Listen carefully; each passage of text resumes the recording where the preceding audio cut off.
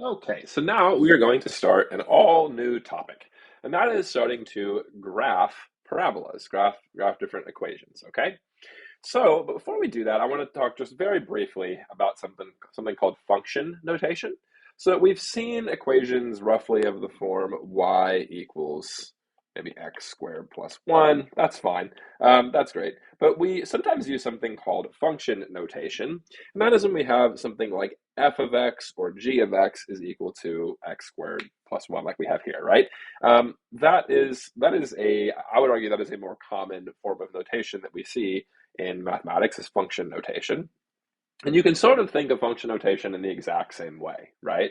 It's just now when we have a graph, we would label the y-axis the f of x axis, and the x-axis just remains the x-axis. Okay, the function notation is a little different because what we can do is we think of this x in here as the input, okay? So in this particular case, if we had f of 1, we're saying that we're inputting 1 for our function f of x. So anywhere where we see an x in our function x squared plus 1, we're going to replace it with 1. So we'd have 1 squared plus 1, which is just going to be 2, right? So that's sort of how function notation works.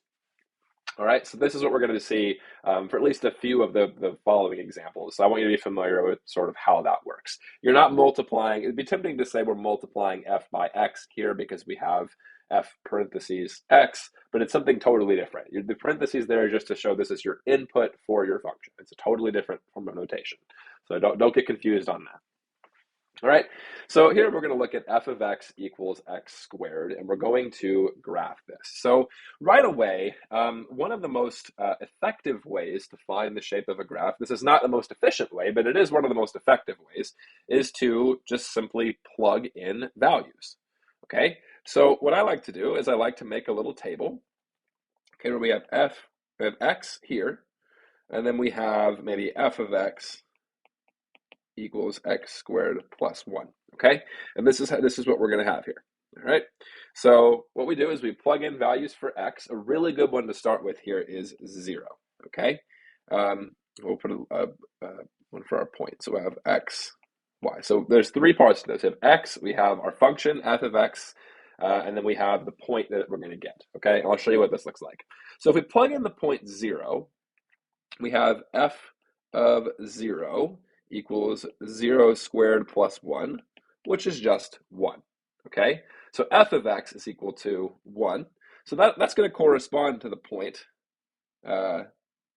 0, 1. And I guess if we're going to be accurate, we should call this x f of x instead of xy, but you get the idea, right? So this is going to be 0, 1, okay?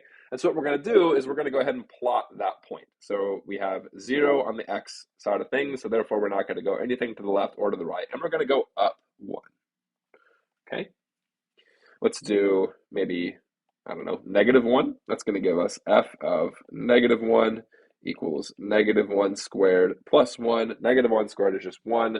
So we have 1 plus 1, which is 2. So we're going to have the point negative 1, 2. And we can graph that. So we'll go to the left 1, and we'll go up 2. Okay, let's try the point 1. We have f of 1 is equal to 1 squared plus 1, which is going to give us 2 again. So we have the point 1, 2. So we go to the right 1, up 2.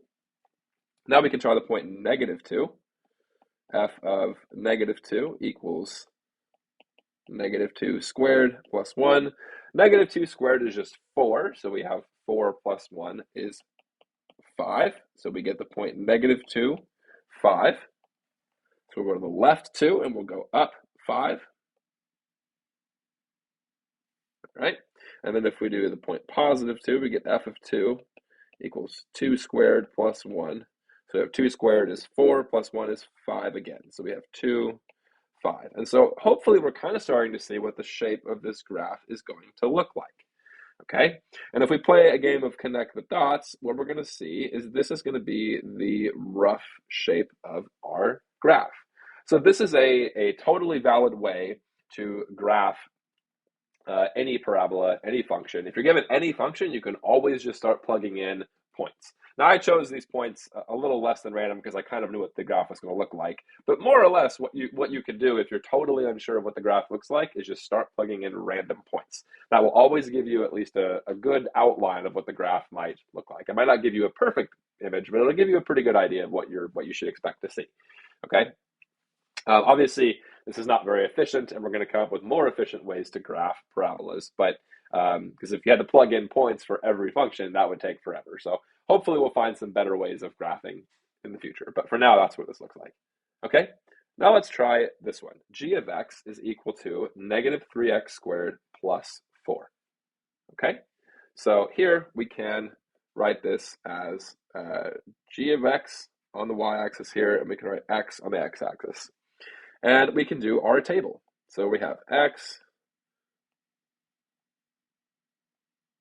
Okay, we have g of x equals negative 3x squared plus 4.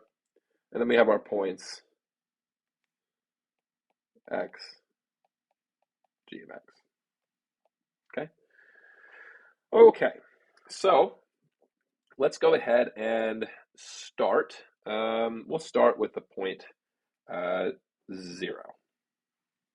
Why not? 0 is always a good place to start. It gives you a good idea of where maybe to begin. So we plug in g of 0.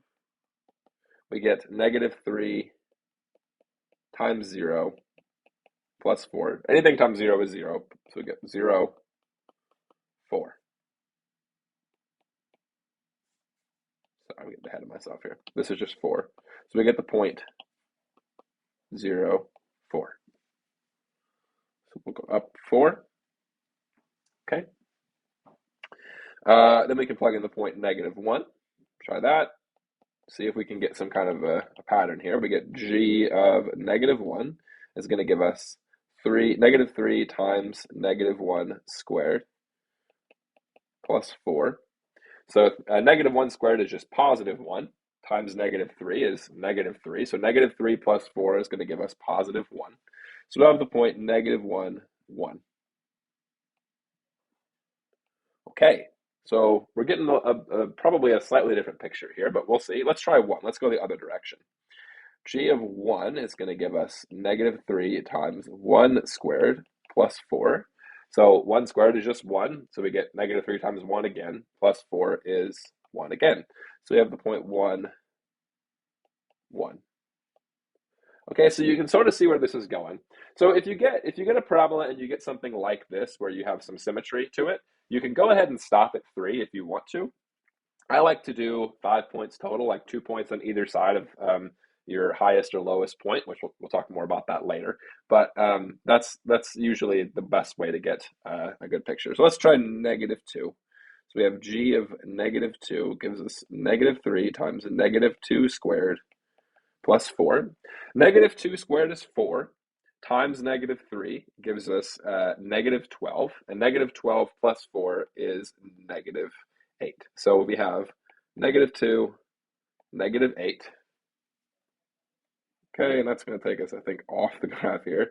So we see where this is going. It's very steep here. If we have positive 2, we're going to get g of 2 equals negative 3 times 2 squared, which is going to give us, sorry, this backwards, 2 squared plus 4. And again, that's going to give us negative 8. So we have 2, negative 8. So that's roughly what this is going to look like here.